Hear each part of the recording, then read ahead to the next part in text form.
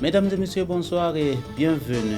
C'est un plaisir de vous retrouver pour ce 19h30 sur la télévision de la famille. Direction l'université Joseph Kizerbo où une coalition nommée Initiative Souveraineté, Dignité et Paix dénonce la présence des forces militaires françaises dans les pays du G5 Sahel. Ils appellent à la mobilisation et à l'union sacrée des peuples africains. Odette Zonguena, reportage. L'attaque du camp militaire nigérien qui fait état de 71 morts côté force de défense est la seule goutte d'eau qui manquait pour déborder le vase quant à la présence tant décriée des forces militaires françaises sur le sol des pays du G5 Sahel. La coalition L'Initiative Souveraineté, Dignité et Paix a animé un point de presse sur ce sujet brûlant.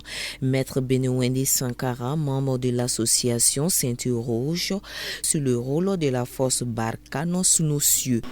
Cette attaque-là va certainement peser sur la rencontre éventuelle qui aura lieu.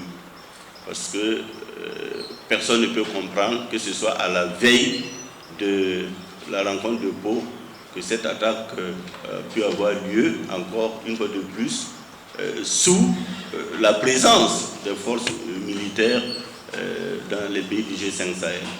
Que fait la France ? Que fait la France? Malgré sa présence, le terrorisme gagne du terrain dans la zone sahélienne. L'association réclame une souveraineté des terres africaines. Nous sommes en unité sacrée avec nos forces de défense et de sécurité qui sont au front et qui payent le lourd tribut de sacrifice de sang en ce moment par faute de sincérité dans la coopération militaire française que nous avons au Sahel, aux yeux de laquelle le terrorisme s'amplifie de jour en jour. Et l'attaque d'hier qui a fait au moins 100 victimes au Niger est assez éloquent pour dire que la présence militaire française au Sahel ne se justifie plus. Elle n'a plus d'éléments pour soutenir ou pour expliquer sa nécessité avec 4500 hommes, avec 2 drones, avec 23 hélicoptères de pointe, avec des avions de chasse. Nous posons des questions légitimes. À quoi sert toute cette super technologie et ces hommes super équipés s'ils doivent finalement servir à la protection de quelques terroristes? L'initiative Souveraineté, Dignité et Paix appelle à l'union sacrée des sociétés civiles et des forces progressistes dans chaque pays du G5 Sahel.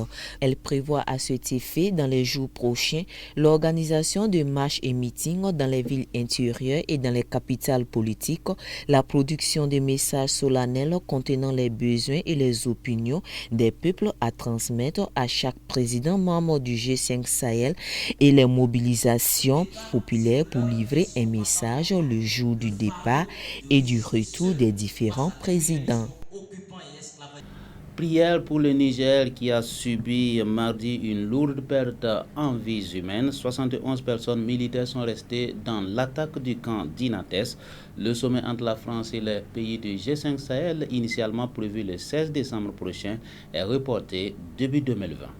C'est l'attaque djihadiste la plus meurtrière subie par l'armée nigérienne. Le détachement du poste militaire de reconnaissance d'Inates a fait l'objet d'une attaque perpétrée par des terroristes lourdement armés, estimés à plusieurs centaines. Un combat d'une rare violence, combinant des tirs d'artillerie et l'emploi des véhicules kamikazes. Les combats ont duré 3 heures à Inates, près de la frontière avec le Mali. L'assaut a eu lieu mardi, le jour même où le gouvernement nigérien a prorogé l'état d'urgence décrété il y a 2 ans à cause de la menace djihadiste. Les différents groupes liés à Al-Qaïda et à l'organisation État islamique multiplient leurs actions dans la région. L'armée malienne a perdu au moins 140 soldats dans des combats contre les djihadistes rien que cet automne. Au Burkina Faso, 28 militaires sont morts en août dans une attaque contre leur caserne. 4500 soldats français de l'opération Barkhane sont toujours présents au Sahel, mais leur présence suscite une contestation grandissante. Emmanuel Macron avait convié les présidents du G5 Sahel à Pau la semaine prochaine, après la mort de 13 soldats français dans des combats contre les djihadistes au Mali en novembre dernier. Les présidents sahéliens devaient clarifier leur position concernant la présence de l'armée française dans leur région. Emmanuel Macron a reporté la rencontre à début 2020 après cette attaque au Niger.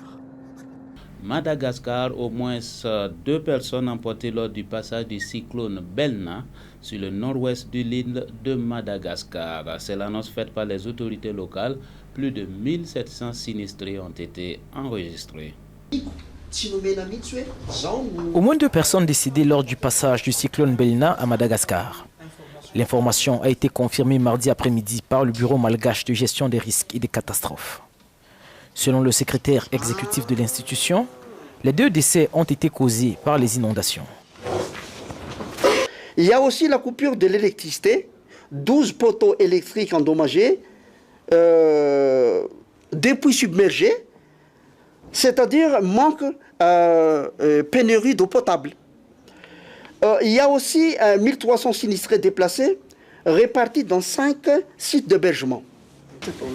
Les autorités malgaches ont indiqué qu'en plus des décès confirmés, 3 personnes sont portées disparues. Madagascar est la cible régulière de cyclones ou autres tempêtes tropicales. En Algérie, après près de 10 mois d'une contestation populaire massive et inédite ayant emporté le président Abdelaziz Bouteflika, les Algériens s'étaient engagés à voter ce jeudi pour trouver un successeur. Une présidentielle perturbée par des milliers de manifestants avec un taux de participation très faible suivait. Pas de longue file d'attente devant ce bureau de vote à Alger, mais quelques électeurs tout de même, venus choisir l'un des 5 candidats en lice. Un scrutin présidentiel qui se déroule dans de bonnes conditions, c'est ce qu'attendent ces votants algériens, ouvertement opposés au mouvement Hirak. Et c'est très important d'être là. L'Algérie est libre et indépendante. Le sang des martyrs ne sera pas vain. L'élection est importante pour moi, comme ça on sait qu'on a un président. Sans président, il n'y a rien. C'est pour le bien de notre pays. Pourquoi est-ce que je bloquerai mon pays? Je suis contre les personnes qui s'opposent à l'élection. Dans le cœur de la capitale Alger, l'ambiance électorale est tout autre. Pas de bulletins de vote ici, mais des milliers de manifestants munis de banderoles, avec des messages appelant au boycott de l'élection présidentielle et au départ de l'ensemble des dirigeants. On ne veut pas de cette élection avec ce gang. Vous êtes tous des voleurs, une bande de voleurs. On dit non à un pouvoir militaire dans notre pays. S'ils ont des armes, nous avons notre détermination. Un scrutin sous tension à Alger, Béjaïa, mais aussi à Tizi Ouzou, autre grande ville algérienne, où toutes les opérations de vote ont été interrompues. Selon la plupart des observateurs, cette présidentielle devrait être marquée par un faible taux de participation. En France, suite à la profanation d'un cimetière juif, le ministre de l'Intérieur, Christophe Castaner, annonce la création d'un office national de lutte contre la haine. On découvre la scène à travers ce reportage. Encore sous le choc, les familles des défunts dont les tombes ont été profanées viennent se recueillir et constater des croix gammées. Plus d'une centaine dans ce lieu sacré de cette petite localité de 1600 habitants est désormais dans les mains de la gendarmerie. C'est la désolation pour les riverains et membres de la communauté juive. Nous sommes atteints dans notre chair, dans nos chairs. 70 ans après que tout se poursuit, rien n'est arrêté. Donc c'est l'incompréhensible. On est tout à fait dans l'irréel. Et dans ces conditions-là, comment trouver une justification irréelle? À l'annonce de ces profanations, le ministre français de l'Intérieur s'est rendu sur place. Accompagné du maire de Westhofen et de représentants de la communauté juive alsacienne, Christophe Castaner a lui aussi pu se rendre compte de l'ampleur des actes antisémites. L'occasion pour lui d'annoncer une nouvelle mesure. J'ai décidé ce matin la création d'un office national de lutte contre la haine.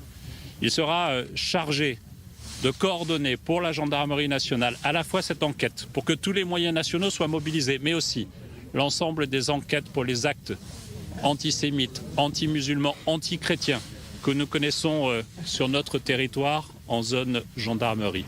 À Westhofen, Christophe Castaner était accompagné par l'un de ses prédécesseurs au ministère de l'Intérieur, Jean-Louis Debré, dont la famille est originaire de la commune. Il est venu se recueillir sur les tombes qui portent son nom, elles aussi recouvertes de croix gammées. toute ma famille, les tombes taguées. Je n'oublie pas que près d'une dizaine de membres de ma famille ne sont jamais revenus de Auschwitz. Et quand vous voyez ça,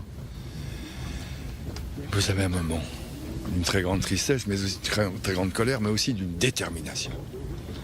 Luttons contre la haine, toutes les haines. La profanation des tombes de ce cimetière israélite fait suite à d'autres tags antisémites constatés ces derniers jours dans 2 communes voisines.